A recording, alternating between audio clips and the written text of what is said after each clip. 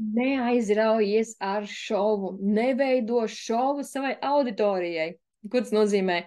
Tagad ir trendi taisīt rīlus ar dažādiem šoviem, ka pēkšņi parādās drēbes, pēkšņi tu teleportējies uz balī vai no baseina tu iekrīti gultā. Tas viss forši, bet zini kas, tas novērš uzmanību no tava satura, no tā, ko tu gribēji pateikt ar šo rīlu vai šo storiju.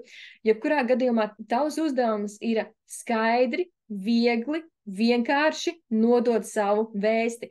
Un visi šie spēcefekti, ja viņi pārspīlēti, lietoti, viņi novērš uzmanību. Cilvēks noskatās, o jā, smuki, malacīts, tev sanāca, bet kur palika vēsts?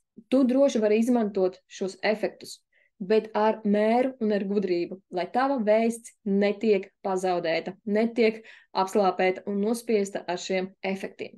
Tas bija par šoviskumu, esi dabīgs, pieejams un iedarbīgs.